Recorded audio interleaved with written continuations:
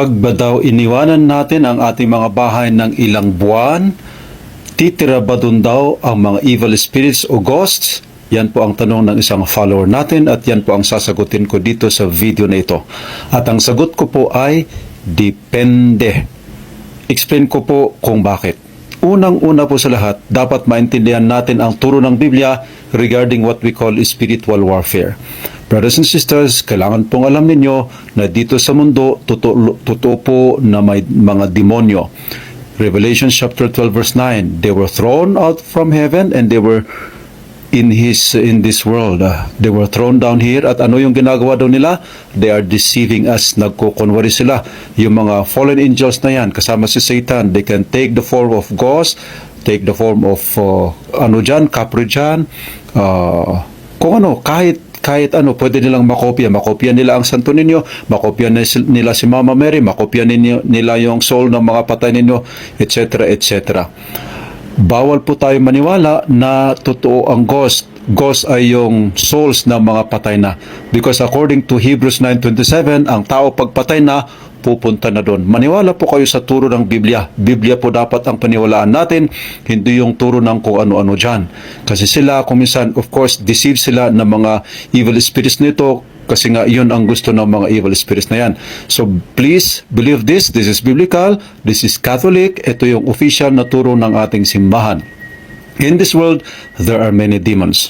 Balikan po natin yung tanong. Yung tanong ay, pag ba umalis ka sa bahay mo at iniwan mo yung bahay mo ng ilang buwan, yung bahay mo ba na yan ay pwedeng may tumiran ng mga evil spirits? Sabi ko po ay depende. Kasi, bakit depende? Kasi, kung yung bahay mo naman ay maayos, wala pong titira dyan kahit ilang buwan mo iiwanan yan.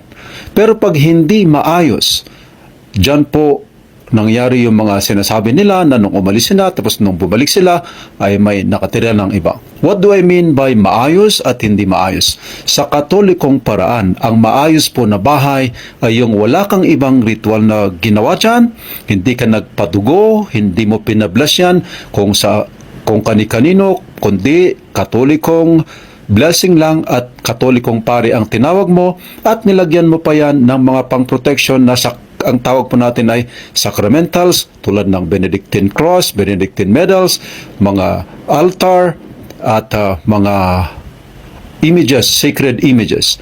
Pag maayos ang bahay mo, kasi nablasan naman siya, may mga sacramentals, hindi po papasok ang mga evil spirits. Takot po ang mga evil spirits sa mga sacramentals nating mga Katoliko. Yan po ang totoo.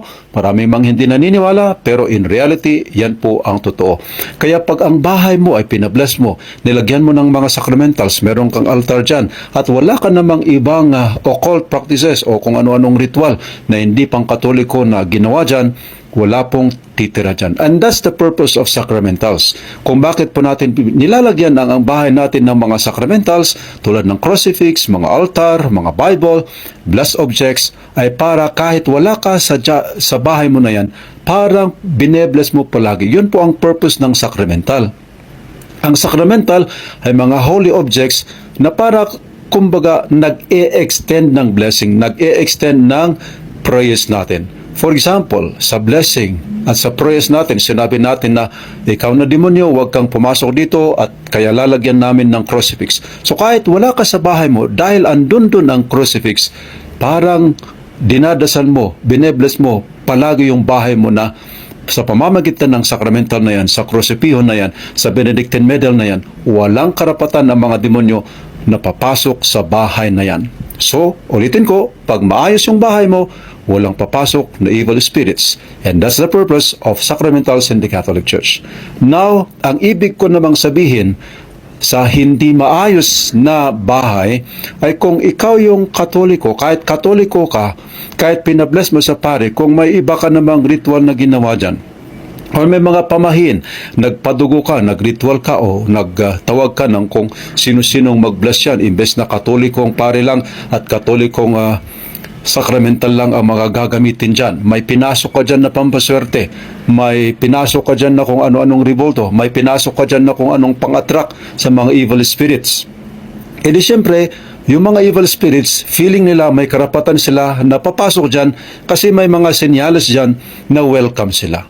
Brothers and sisters, please, ganun po kaseryoso ang sacramentals in the Catholic Church. Kung may mga senyales na nag-a-attract sa mga demonyo, sa ating mga Katoliko, ang mga sacramental nagpapataboy sa kanila,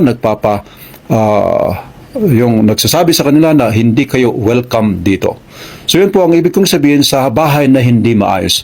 Yung may mga ritual na ginawa, may mga pinasok dyan na pampaswerte, may pinasok dyan na kung ano-anong occult materials, cursed materials. So yun po ay nag-a-attract, hindi nagtataboy ng mga evil spirits. So kung merong mga ganyan sa bahay mo at umalis ka ng ilang buwan, may tendency, may probability na malaki na na-attract yung mga evil spirits, kaya pupunta sila dyan. Bottom line, advice ko, please, pag Katoliko ka, Katolikong ritual, sacramentals, dasal ang gagamitin sa iyong bahay para protected siya at maayos siya. At huwag po samahan ng kung ano-anong ibang ritual. Sapat na po yung ritual natin because we have God on our side at yun yung nire-remind ng mga blessing and sacramental na yan.